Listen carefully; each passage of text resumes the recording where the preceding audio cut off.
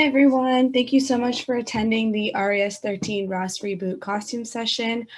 Before we meet our panelists and dive into the content, we'll be dropping a form in the chat for all of you to fill out if you haven't already earlier this weekend. This form is just to help us mark attendance during the weekend, and I will send it right now. For this session and all the others this weekend, we ask that you maintain proper session etiquette, which includes remaining muted unless prompted by our panelists or board members, and being respectful in the Zoom chat. We would also love to see all of your faces, so please turn on your cameras if you can. Also, please feel free to ask questions in the chat during the presentation. And now we'd like to hand it off to our incredible panelists for the session. Anand, introduce yourself and the floor is yours. Hi guys, my name is Anand. I'm from Drexel. I've been on the team for now 3 years, one too many. Just kidding. Yeah, so for the past 3 years, I've helped, pleat and pin the girls and got a lot of experience doing that. And our Las Vegas year, I actually designed the costumes myself, so I worked closely with the tailor doing all that, and I'd love to share with you guys my experience. Alrighty. So the biggest thing is like where to start, right? Once you pick your theme, now you should pick your colors for your costumes.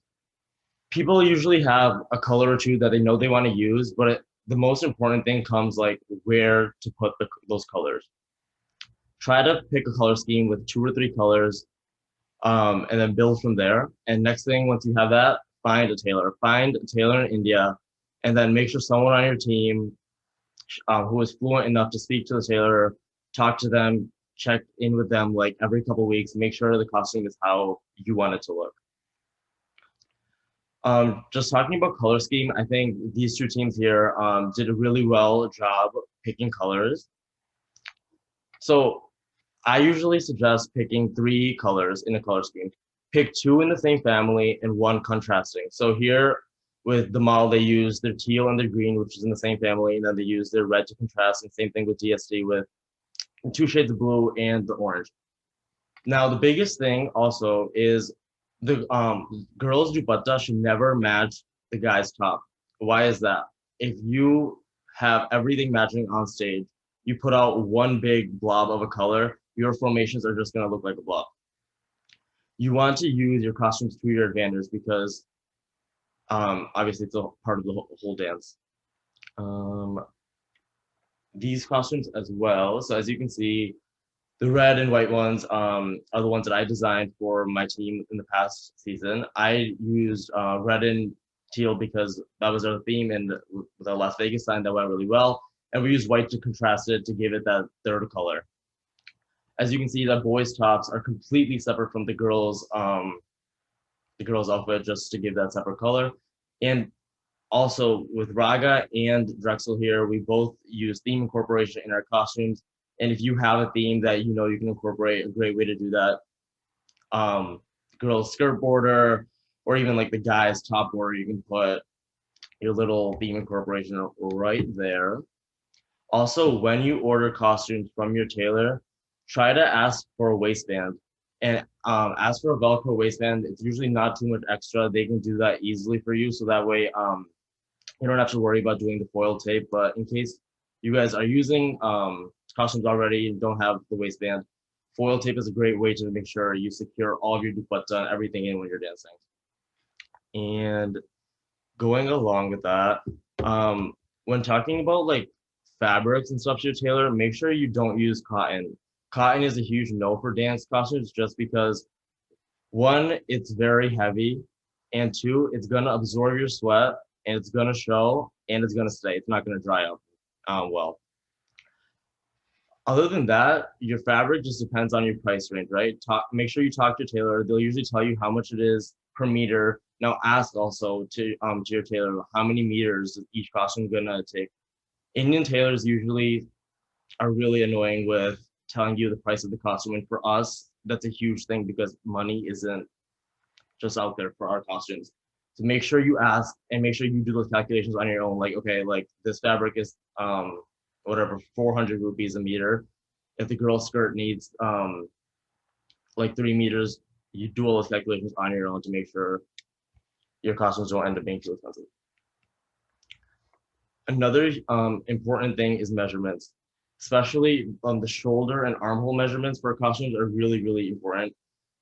We've had trouble in the past just with our armhole measurements because we need a full motion there. So when you do that measurement, make sure to go all the way around and to add in an extra finger or two and keep it loose, because if you have that measurement tight, your costume will rip, you'll have problems. So that's a huge one. And then your shoulder, just remember to go from the back and go seam to seam. Also, when you do measurements, try to be consistent and have one person on the team do it for everyone. It might be hard, especially when you're order right now if everyone's not on campus and you're ordering costumes. But if you can get one person to do it for everyone, it'll definitely be beneficial. Another thing, I'm just gonna go one slide back because I want to talk about skirt length. So the skirt length for my girls here in the dress picture was not where I wanted it to be because I measured right at the knee. I would suggest measuring like 3-4 inches below the knee to get a good length, and even maybe even a little bit more than that. But remember, that's a huge important measurement for us as well, because one, our girl skirts do not touch the ground because you can't dance with them. So where do they measure from? I would go like 4 inches below the knee for that. Also, use Velcro instead of ties or hooks. It's so easy when you're putting on your costume. Our girls' skirts have Velcro right on the waistband. All they have to do is slip, put it on, you're out the door. Our guys would get ready maybe like 5 minutes before tech time. They'd throw these their tops, have a Velcro in, just put it on like a coat, boom, boom, boom, and you're ready to go. Now I'm gonna show you guys how to pleat real quick. So if you guys wanna grab a towel, grab a blanket, whatever that is, go for it. And we'll just show you how to pleat real quick. Okay, so here's my kitchen towel because I don't have a costume at the moment. When pleating, remember, separate your hand into 2 sections. First, your pointer finger and your middle finger. And then your thumb, your pinky, and your ring finger will be separate here, okay? These are going to pinch like this. Hold your fabric like this. Again, you have your 3 fingers here, thumb holding in the back, and then the first 2 here. Keep that first plate larger than the rest so that everything else is like tucked in the back and clean. Right, left, right, left. There you go. When doing your girls' dupattas, make sure that the ends of the dupatta are opposite ends. What does that mean? So the first side is facing out, then the back side should be facing the opposite way on the inside.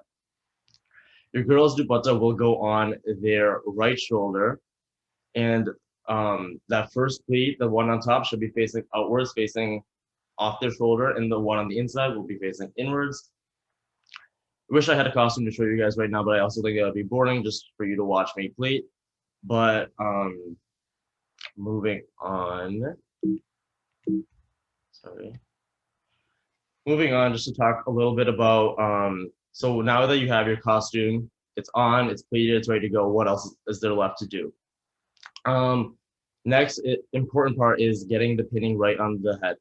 As you can see in this picture, the girl on the left is her hair pinning is not right, and the girl on the right it is. What is the difference?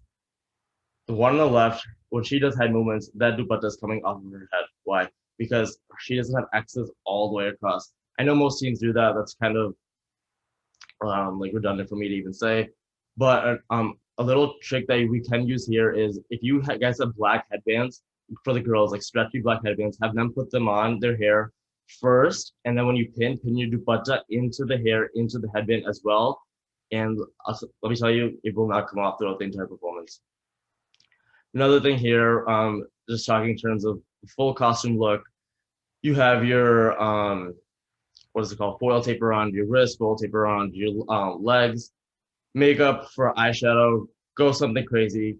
This doesn't need to be a full look that you can wear out. Go crazy so that on stage it'll pop. Face paint, again, incorporate your theme.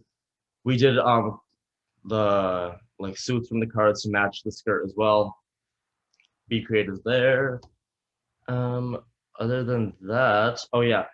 And then if you guys are wearing tikkas, remember to use eyelash glue or double-sided tape so they aren't flopping around a lot either. Other than that, if you guys are looking, if your team is looking for to order costumes, you can contact me because I am taking orders and looking to help out there. If you have personal orders too, let me know. But that's all I have. If you guys have any questions, Yeah, so there are a couple of questions in the chat. The first question is, does the Velcro provide as much peace of mind regarding making your costumes, so to make sure they don't fall off? yeah. So for the past 2 years, we've been doing Velcro and even on the girls' blouses. And what I normally do is just because we are dancers and everyone freaks out about their costume coming up on stage, we use the Velcro. And for the girls, especially in the blouse, I'll take a safety pin and like pin that part close too. I think Velcro just works because also when you get your costumes in America after they've been made in India, we're not all tailors. Our measurement skills aren't that great. The Velcro provides at least that you have some room for error in your measurements. Also, I forgot to mention this, but when you're talking to your tailor, ask for those extra margins on the inside. Ask for like an inch or two of extra margins on all of your costumes because more times than not, your costumes are not going to fit. And if you have those extra margins, at least you can make them bigger. At least you can do that. Another question? Yeah, so along with the Velcro thing, do you stitch the Velcro in, or is it like glued on, or? The Velcro was already stitched in from like our tailor in India. But if you want to do that here, yeah, you can stitch that in as well. I would not, don't use like the sticky glue Velcro because again, that'll come off. Gotcha. Okay. So there's another question. How do you do the girls' buns, and how do you make them not look chunky with the donut? Okay, so that is one thing I don't do. I don't do the girls' hair, but I don't know if you guys have seen like the donuts that they sell at stores, like little ballerina hair things. Someone can chime in if they say something wrong, but that's what my team usually uses. They're like black little sponge donuts, and you can get a really nice clean look with that just because you just wrap your hair throughout that whole little donut. Okay. There's another question related to the Velcro. Is the Velcro typically more expensive to get? Actually, no. The price difference for that isn't even like where it'll make a difference. So I would suggest just doing the Velcro. Another question is, how do you find a good tailor in India if you don't already have established connections? That one is tough. Normally, like what we've done in the past, I mean, usually somebody on the team has some connection to India, and it's hard, but that's what we've just done is have everyone ask their parents, ask around. I mean, now that I've started, my business is doing that. Like I'm helping some teams out with that. So again, you need contacts like that. You can reach out to me separately. I'd love to help you guys find a tailor. Does anybody have any more questions?